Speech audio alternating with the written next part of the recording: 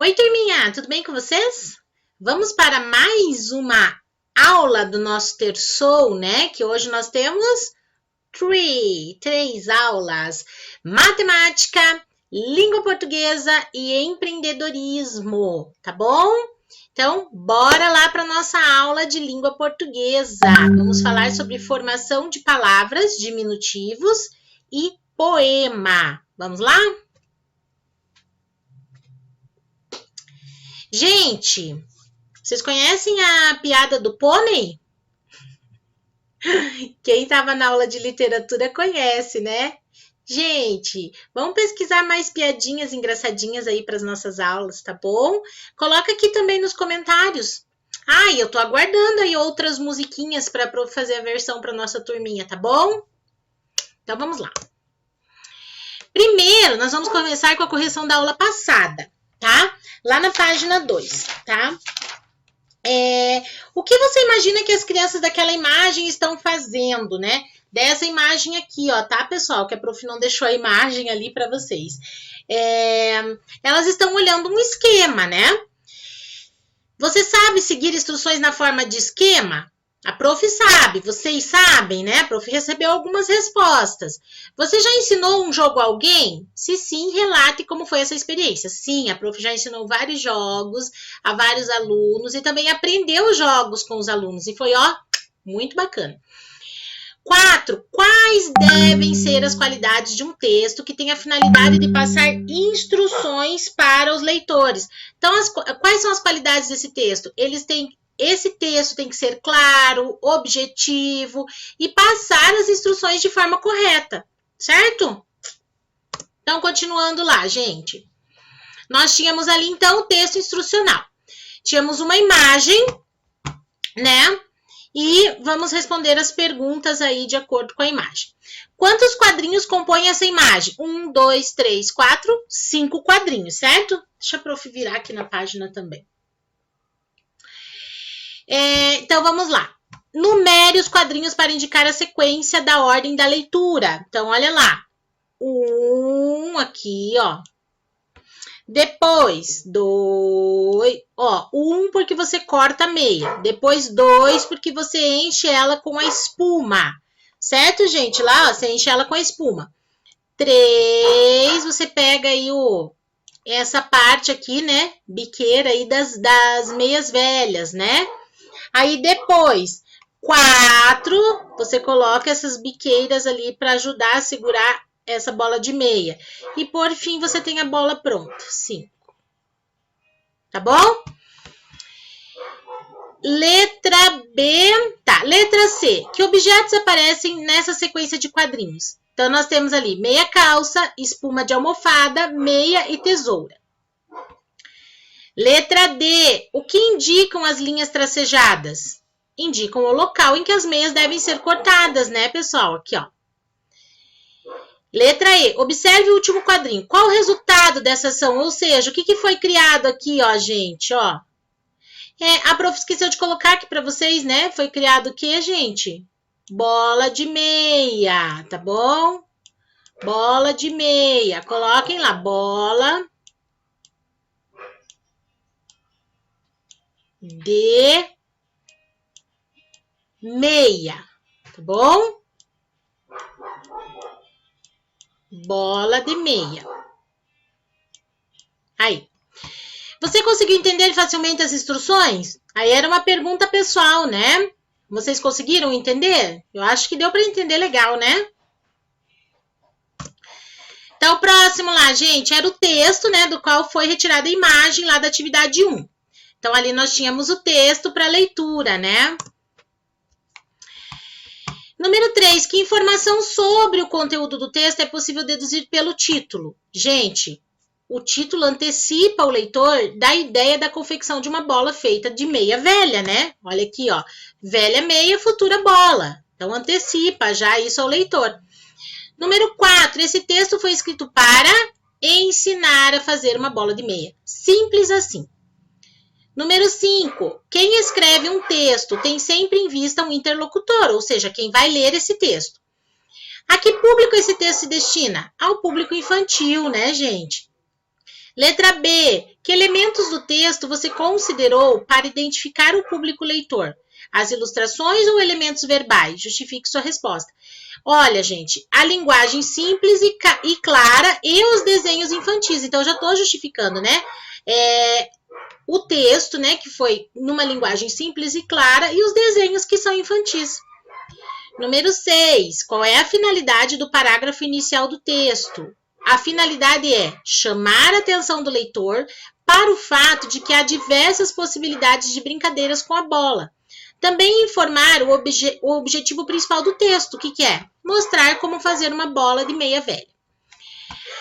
7. Há 2 subtítulos. Copie-os no quadro a seguir e explique a finalidade de cada um deles. Então, o primeiro subtítulo está aqui, gente. Você vai precisar de. E o outro, mãos à obra, tá bom?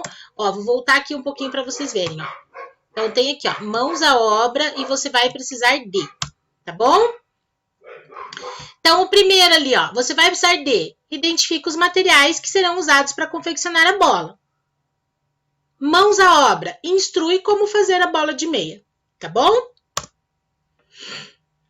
Número 8. As informações presentes no texto de cada subtítulo poderiam aparecer em outra ordem? Será? Vamos explicar também, ó. No subtítulo, você vai precisar de...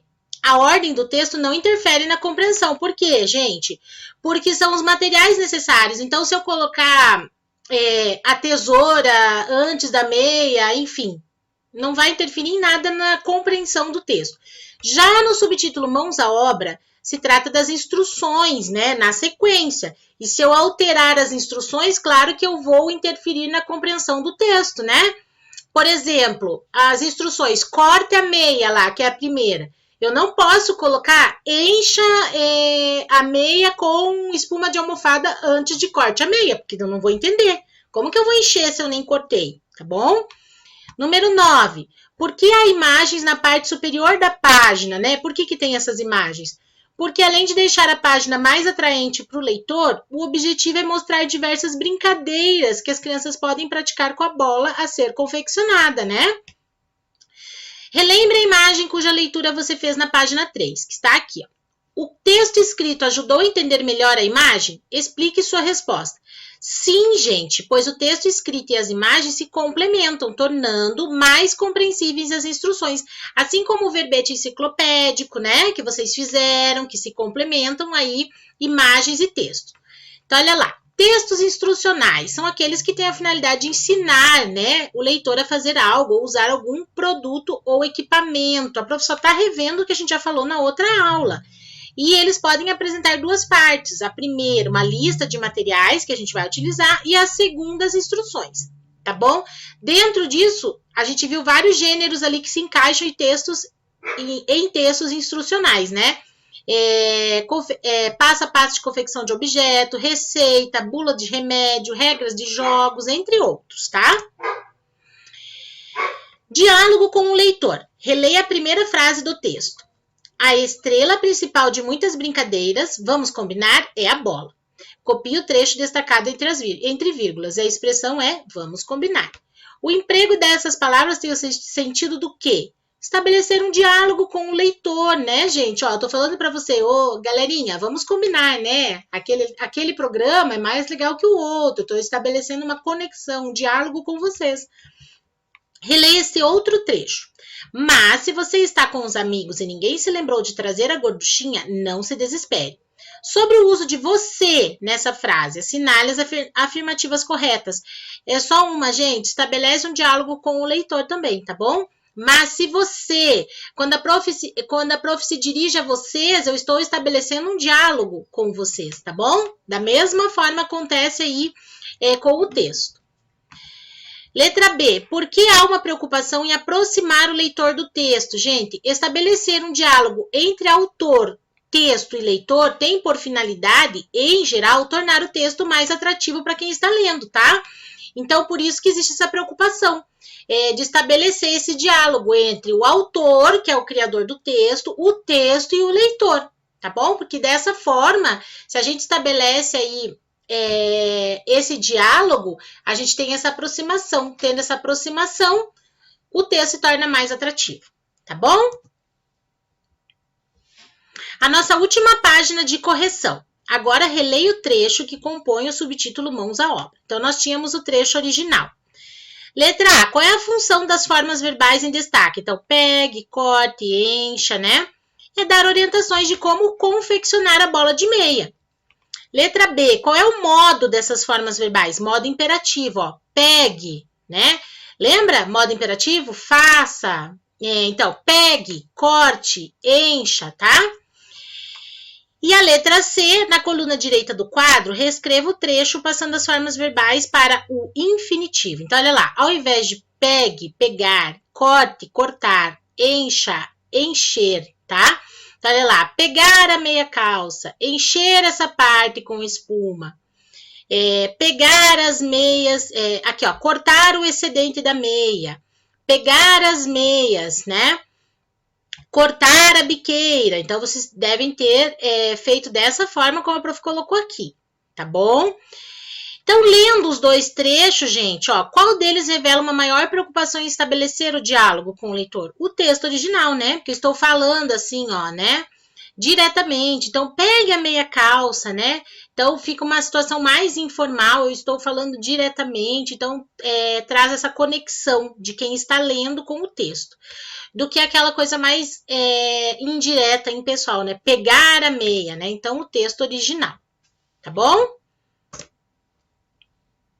Então, vamos para nossa atividade de hoje, ó. Formação de palavras, diminutivo. Releia o primeiro parágrafo do texto. Então, lá no primeiro parágrafo tem essa palavra aqui, gorduchinha. Retoma qual palavra anterior, tá? Então, ela retoma uma palavra que vem antes. Qual é essa palavra? Nesse contexto, gorduchinha é um substantivo ou um adjetivo dentro do contexto da frase, tá bom? Letra C. No quadro, identifique a palavra primitiva e o sufixo que foi acrescentado para formar a palavra derivada. Então, qual foi a palavra primitiva? Qual foi o sufixo? O que foi acrescentado no final? Deixa a prof colocar na mesma página que vocês. A prof esquece aqui, tá? O que foi acrescentado ali para que ela se tornasse essa palavra, gorduchinha? Então, lembre-se, os substantivos podem apresentar sua significação aumentada ou diminuída, seu significado, tá? Dessa forma, palavras podem estar nos graus diminutivo, que é diminuir uma palavra, né? O significado, bola, bolinha. E aumentativo, né? Que é aumentar. Exemplo, bola, bolão. Além de tamanho, os graus diminutivo e aumentativo podem indicar valor afetivo, tá bom? Por exemplo, eu gosto de vocês um tantão assim, né? Então, isso é valor afetivo, tá? Quando a prof fala, eu gosto de vocês um tantão assim, eu aumentei a palavra um tanto assim, um tantão, mas é com valor afetivo, tá? É um exemplo. Letra D, mas a prof gosta, tá? Letra D, gorduchinha, é um substantivo no grau diminutivo. Nesse caso, terminação inha, ó. Ó, dica para fazer o exercício C, hein? Indica o quê? Tamanho pequeno ou um valor afetivo, né? Apreciativo. Em geral, o sufixo inho ou inha, ó, final inho ou inha, indica um ser com seu tamanho diminuído. Contudo, esse sufixo, né, esse final, também é empregado para indicar um valor que pode ser apreciativo, demonstrar carinho, né? Ou depreciativo, demonstrar desgosto. Se eu falo para vocês, minhas meninas, vocês são as princesinhas da prof, né? Eu estou usando princesa no diminutivo, mas uma forma de demonstrar carinho, né? Por exemplo, se eu falo assim, ui, essa zinha aí não tá com nada, né? Tô fazendo aí, tô utilizando uma expressão onde eu coloco o diminutivo de uma forma depreciativa, né? Para demonstrar desgosto, tá bom? Número 2. Observe as duas situações a seguir e assinale o sentido das palavras destacadas. Então, olha lá. Meu filhinho já passeia pela casa toda.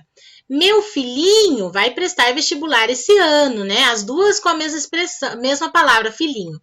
Então, aqui, gente, indica tamanho pequeno ou valor afetivo na primeira. E na segunda, tamanho pequeno ou valor afetivo? Tá fácil, né? Nem sempre o diminutivo é formado pelo acréscimo da terminação inho ou inha. Há diminutivos formados pelo sufixo eco, tá? Por exemplo, ó, esse filmeco não deveria concorrer ao Oscar. Eu estou diminuindo, né, de uma forma depreciativa com o sufixo eco. O diminutivo destacado nesse caso tem valor? Acabei de falar, né? O prof. No quadro a seguir, anota os diminutivos com a terminação eco. Deixa eu ir na página. Prof, esquece de ir aqui. Por exemplo, tá? Vou dar o exemplo do primeiro ali, ó. Livro, livreco, tá bom? O sufixo eco, de maneira geral, expressa algo pejorativo, sem valor, né? Em alguns poucos casos, ele pode indicar valor apreciativo, como é o caso da palavra amoreco, né? Amoreco é num valor apreciativo, né? De carinho, tá bom? Mas são poucos os casos em que a terminação eco significa aí alguma coisa, assim, indica, né? Esse valor apreciativo, tá bom? Normalmente é alguma coisa pejorativa, sem valor, tá bom? Texto puxa texto. Agora vamos falar sobre um poema. Olha ali, ó. Conheço o poema que fala de um tipo de bola bastante conhecido, a bola de gude. Bola de gude. A maior bola do mundo é de fogo e se chama sol. A bola mais conhecida é a de jogar futebol. Certa bola colorida, jogar, meu bem, eu nunca pude. É de vidro essa bandida e chama-se bola de gude, né? Do Ricardo Azevedo aqui, ó. Ricardo Azevedo, 1949, é escritor, ilustrador e pesquisador. Escreveu vários livros para o público infantil e já ganhou um importante prêmio, o Jabuti, pela qualidade de sua obra. O livro 19 Poemas Desengonçados trata de assuntos do cotidiano das crianças, tá? E esse é um dos poemas desse livro. Identifique a quantidade de versos e estrofes do poema. Eu vou morder a orelha. Pode ser virtualmente, mas eu vou morder a orelha de quem errar essa. Porque versos e estrofes nós já estamos cabeludos de saber, né? Número 3, identifique as rimas de cada estrofe. Então, na estrofe 1 nós temos uma rima, na estrofe 2 outra, tá bom? Número 4, reúna-se com um amigo, leia para ele o poema em voz alta e ouça a leitura feita por ele. Preste atenção na entonação para dar ritmo e musicalidade à leitura. Gente, esse aqui é um exercício, tá? Exercício para trabalhar entonação, caras e bocas, que a prof já trabalhou com vocês, tá bom? Façam esse exercício com alguma pessoa da família, tá? Nossa última página do dia. Na primeira estrofe, quais são as bolas de que o eu lírico fala? Que aspectos são ressaltados, né? Então, ali, gente, como vocês farão, tá? O prof não tá conseguindo assimilar aqui, né? Troca a página aqui, troca a página no livro, né? Por exemplo, a primeira bola que ele fala é sol. E qual aspecto? É a maior bola do mundo, tá bom? Na segunda estrofe, qual é a bola de que o eu lírico fala e que aspectos são ressaltados? Mesma coisa, tá? Que vocês vão pensar ali. No poema, qual é o significado de bandida? Né? Não tem o significado que a gente costuma utilizar, tá? Qual é o significado ali no poema? E por que agora a bola de gude é chamada de bandida? Você já jogou bola de gude? Se sim, relembre com os colegas e professor como é esse jogo. Esse, infelizmente, né, a prof até tem bola de gude na sala para que a gente jogue, mas a gente não vai poder jogar ainda, tá bom? Número 10, coletivamente elaborem as regras do jogo. Então, aqui, gente, vocês vão colocar uma regrinha aí de um jogo feito com bolinha de gude. Fica a critério de vocês elaborar esse jogo e como serão as regras do mesmo, tá bom? Então é isso aí, galera. Tranquilex, suave na nave, sossegadinho, tá bom? E não se esqueçam que nós ainda temos aula de matemática. Então até daqui a pouco na aula de matemática. Um beijo, fiquem com Deus e tchau!